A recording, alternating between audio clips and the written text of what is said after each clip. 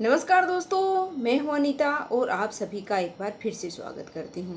दोस्तों, आज की वीडियो में हम एक बहुत ही सुंदर पौराणिक कथा का है वो श्रवण करने वाले हैं। तो आप सभी भक्तगण हैं, कथा को पूरा ध्यान से प्रसन्नचित मन से पूरा है वो अवश्य सुनिएगा। तो दोस्तों, आज की वीडियो है कि किस श्राप के कारण स्त्रियां हैं वो गर्भवती होती हैं। तो आज की इस कथा का हम श्रवण करने वाले हैं कि यह श्राप है या वरदान है, किस श्राप या वरदान के कारण है वो स्त्रियां गर्भवती होती हैं। तो आप कथा को पूरा अवश्य सुनिएगा। तो चलिए शुरुआत करते हैं। दोस्तों, एक बार देवी सरस्वती ब्रह्मदेव के पास आकर उनसे पूछने लगती है कि हे स्वामी, आपने सृष्टि की रचना की है, आपने अपने मन तथा शरीर से पृथक पृथक अंगों को ऋषि मुनियों को प्रकट किया है तथा अनेक सुंदर अप्सराओं और गंधर्व तथा देवताओं को भी प्रकट किया है। आपने ही स्त्रियों को सौंदर्य और चंचलता प्रदान की है, किंतु हे प्रभु, स्त्रियों में ही गर्भ की उत्पत्ति क्यों होती है? संसार में केवल स्त्रियां ही गर्भ धारण क्यों करती हैं? इसके पीछे क्या कारण है? यह कष्ट केवल स्त्रियों को ही क्यों सहन करना पड़ता है? तब ब्रह्मा जी मुस्कुराते हुए कहते हैं कि हे देवी, आज आपने उचित प्रश्न किया है और यह बात सत्य है कि संसार में सभी रोगों और कष्टों से बढ़कर गर्भ धारण का कष्ट होता है।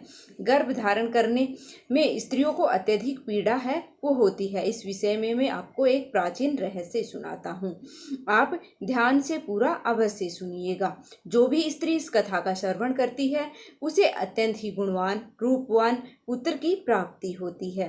देवी सरस्वती कहती हैं कि हे प्रभु, मैं इस कथा को ध्यान पूर्वक सुनूंगी, कृपया आप इस कथा को मुझसे कहिए। फिर ब्रह्मा जी कहते हैं, हे देवी, पुलस्त्य का जन्म मेरे कान से हुआ था। पुलस्त्य मेरे मानस पुत्रों में से एक है। मैंने उसे अनेक प्रकार की विद्याओं को प्रदान किया तथा उनके प्रकट होने का उद्देश्य उन्हें समझाया। फिर मैंने उन्हें संसार के कल्याण के लिए तपस्या करने का उत्तम कार्य सौंप दिया। मेरी ही आज्ञा से सत्य युग में महर्षि पुलस्त्य सुमेरु पर्वत के उच्च बिंदु पर तपस्या करने के लिए चला गया। वहां पर आश्रम का निर्माण करके पुलस्त्य है वो घोर तपस्या करने लगे। उसी समय अनेक गंधर्व देवता दानव तथा अप्सराएं उस स्थान पर विचरण करने के लिए आया करते थे।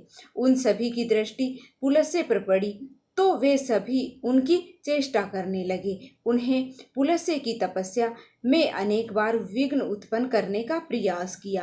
खेल खेल में अप्सराएं हैं वो पुलस्त्य के तप को भंग करने का प्रयास करने लगी, उनकी तपस्या में बाधा का निर्माण करने लगी तथा पुलस्त्य को क्रोध में आकर के वहां पर उपस्थित सभी अप्सराओं और गंधर्व को यह चेतावनी दी कि आज के बाद जो भी प्राणी उसके सामने आएगा और उसकी तपस्या में विघ्न डालेगा वह गर्भ धारण करेगा।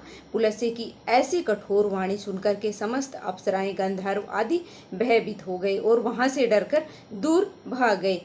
उसी समय पर्वत की कंदर में ऋषि ऋण बिंदु की कन्या हरिबुआ अपनी माता पिता के साथ निवास करती थी।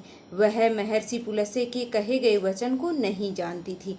फिर एक दिन वह अपनी सहेलियों को खोजते हुए सुमेरु पर्वत के उस स्थान पर चली गई जहाँ पर ऋषि पुलस्त्य हैं वो तपस्या कर रहे होते हैं।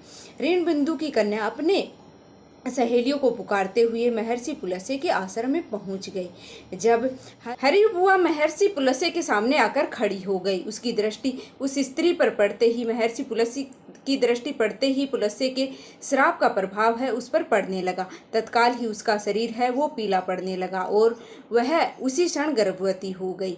अचानक स्वयं के शरीर में इस प्रकार का विचित्र बदलाव देख करके और हरिबुआ है वो अत्यंत ही घबरा गई। उतने में ही उसकी सखियां हैं उस स्थान पर आ गई तो हरिबुआ ने उन्हें उस घटना के बारे में बता दिया।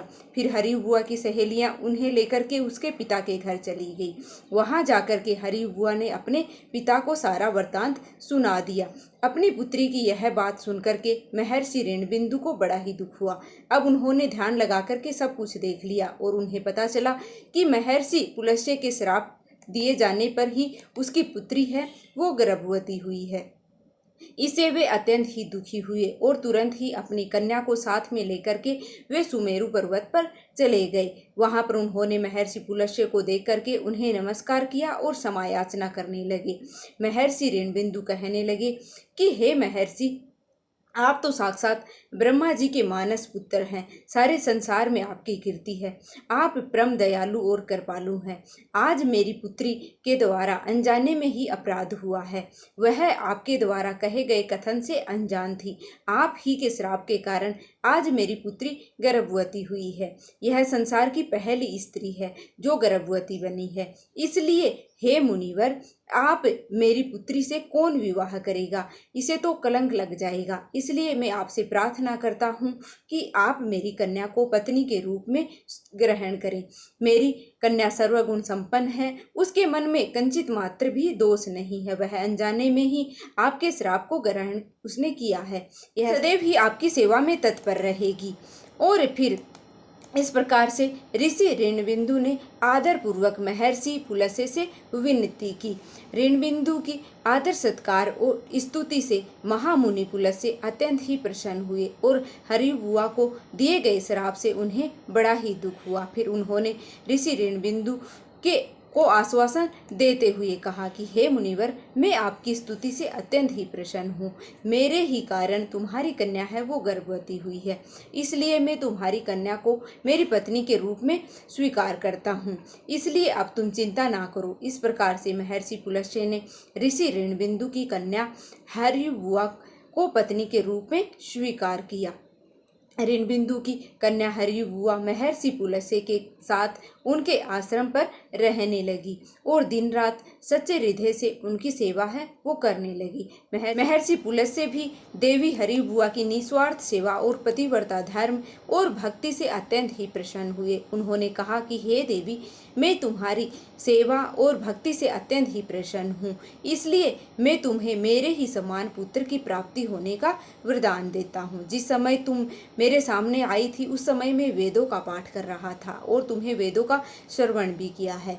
इसलिए तुम्हारा पुत्र चारों वेदों में पारंगत होगा और समस्त संसार को वेदों का ज्ञान प्रदान करेगा। तुम्हारा यह पुत्र सारे संसार में विश्रवा के नाम से प्रसिद्ध होगा। फिर कुछ समय के उपरांत देवी हरिबुआ के एक अत्यंत ही गुणवान पुत्र को जन्म दिया। महर्षि पुलस्त्य के कथन के अनुसार उस पुत्र का नाम विश्रवा रखा गया। विश्रवा अपने पिता महर्षि पुलस्त्य के समान ही विद्वान, सत्यवादी और धर्म का पालन करने वाले थे।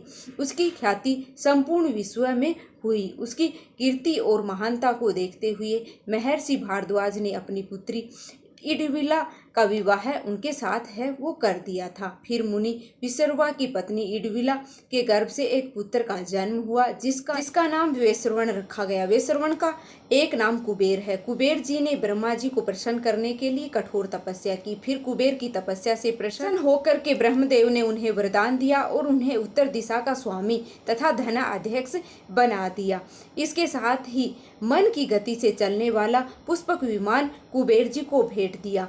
कुबेर जी धन के स्वामी और गंधमादन पर्वत पर स्थित संपत्ति का चौथा भाग कुबेर जी का ही नियंत्रण में है। कुबेर जी ने उस धन का 16वां भाग मनुष्य को प्रदान किया। महर्षि विश्रवा की दूसरी पत्नी का नाम केकसी था। एक बार भगवान शिव ने माता पार्वती के लिए अत्यंत ही सुंदर महल का निर्माण करवाया था जिसे लंका का नाम दिया गया। उस लंका के गृह प्रवेश के समय भगवान शिव ने ऋषि विश्रवा को भी निमंत्रण दिया था। ऋषि विश्रवा अपनी पत्नी को लेकर के और लंका के गृह प्रवेश में गए थे। जब भगवान शिव ने ऋषि विश्रवा को दान मांगने के लिए कहा तब विश्रवा की दुष्ट पत्नी केकसी ने छल से उन्हें लंका मांगने के लिए विवश कर दिया गया और भगवान शिव तो भोलेनाथ हैं, उन्होंने विश्रवा को लंका दान में दे दी, जिसे माता पार्वती को अत्यंत ही क्रोध आ गया और उन्होंने केकसी को श्राप देते हुए कहा कि आज तुमने मेरे पति से जिस सोने की लंका को मांगा है, एक दिन वही तुम्हारी इस सोने की लंका को जलाकर भस्म कर डालेंगे। जिसके बाद विश्रवा जी ने भगवान शिव द्वारा प्रदान की गई सोने की लंका को अपने पुत्र कुबेर को प्रदान की, किंतु बाद में केकसी के पुत्र रावण ने कुबेर से वह लंका है वो छीन ली। लेकिन त्रेता युग में भगवान शिव के लेकिन त्रेता युग में भगवान शिव के अवतार हनुमान जी ने उस सोने की लंका को जलाकर भस्म कर डाला। ब्रह्मदेव कहने लगे कि हे देवी, इस प्रकार से महर्षि पुलस्त्य के श्राप के कारण ही संसार की स्त्रियां हैं वो गर्भवती होती हैं। मैंने संसार की समस्त स्त्रियों को पुरुषों से अधिक सहनशील बनाया है। उसमें हर सुख दुख को सहन करने की क्षमता है, पुरुषों से अधिक है। इसलिए स्त्रियों की रचना करने में मुझे सबसे अधिक समय लगा। गर्भ धारण करना यह स्त्रियों के लिए श्राप रूपी वरदान है। मैंने स्त्रियों के अंदर ममता और प्रेम का भाव डाल दिया है, जिससे स्त्रियां अपने बालक का लालन पालन है वो कर सके। संसार में स्त्रियों की तुलना किसी से भी नहीं की जा सकती है। स्त्रियां ही संसार का आधार हैं। इसलिए इस संसार की सर्वश्रेष्ठ रचना स्त्री को ही कहा गया है। तो दोस्तों, इस प्रकार से महर्षि पुलस्त्य के श्राप के कारण ही संसार की स्त्रियां हैं वो गर्भवती होती हैं। आपको यह कथा कैसी लगी है कमेंट करके अवश्य बताना। अगर अच्छी लगी है तो वीडियो को लाइक करके और कमेंट में हर हर महादेव अवश्य लिख देना और साथ में ही चैनल को सब्सक्राइब अवश्य कर लेना। तो मिलते हैं फिर से एक और ऐसी ही वीडियो के साथ। तब तक के लिए धन्यवाद।